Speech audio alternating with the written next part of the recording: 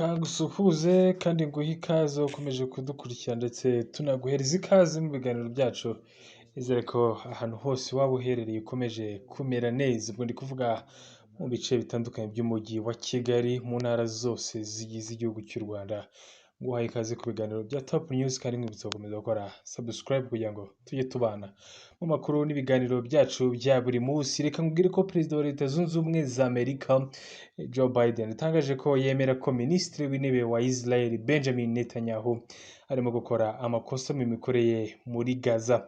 Ntekereza ko ibyo akora ari amakosa, ntabwo nemeranya n'uburyo bwe.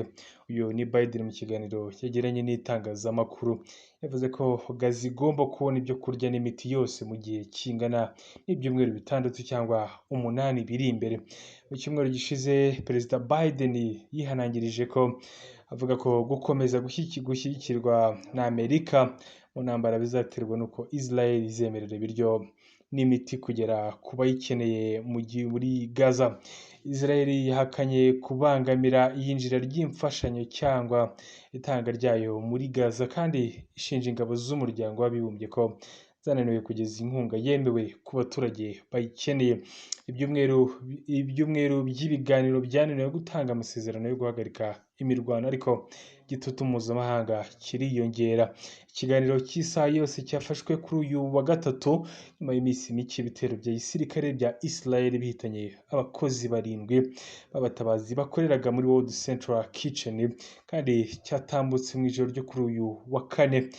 Urubuga rwa interinete Univision muri Leta Zunze Ubumwe za Amerika rukorera muri Espagne. Biden yavuze ko biteye agahinda uburyo imodoka z'umuryango w'abatabazi zarashwe n'indege zitagira abapilote bakajyanwa ku muhanda. Kuva icyo gihe ingabo za Israel zavuze ko amakosa akomeye yatumye abakozi b'ubutabazi babibasirwa. Iperereza ryatumye abayobozi bakuru 2 birukanwa. Muri iki kiganiro kandi Perezida Biden yagize ati, icyo nsaba nuko Abayisiraheli bahagarika imirwano bakemera ko mu byumweru 6 cyangwa 8 biri imbere kureka ibiryo n'imiti byose bikinjira mu gihugu. Perezida Biden yari yarabanje kuvuga ko Hamas igomba kwemerera agahenge no kurekura imbohe zisigaye zarashimuswe mu gihe cy'ibitero bya Israel.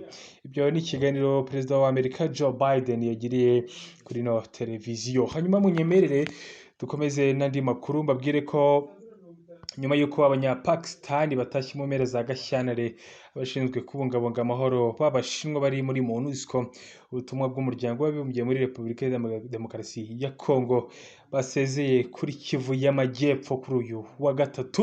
Ni icyiciro gikurikiye mu kunyura ingabo za UN nk'uko byasabwe na Kinshasa mu isanga ntacyo zimaze.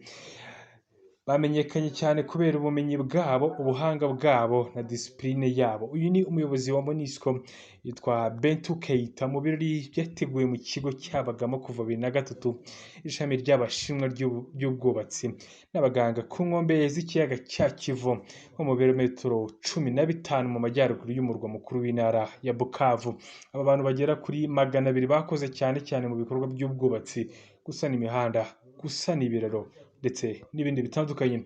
Ukugenda kwabo kuzatangira gukurikizwa mu minsi igera ku 10 iri imbere, ukurikiye kw'ingabo za Loni zigera kuri 170 zo muri Pakistani zashyikirije abapolisi ba Kongo kuwa 28 Gashyantare urufunguzo rw'ikirego cya Kamanyola hafi y'umupaka n'u Rwanda n'u Burundi, nk'uko tubikesha Voice of America. Nyuma y'imyaka igera kuri 25 abategetsi ba Kongo bemeza ko ingabo za Loni ntacyo zikora ku mitwe yitwaje intwaro, kandi basabye ko bagenda byihuse. Mu iteka ryo mu Kuboza gushize n'akanama k'umuryango w'abibumbye gashinzwe umutekano, nubwo hari impungenge z'uko ihohoterwa ryiyongera mu burasirazuba bwa Kongo.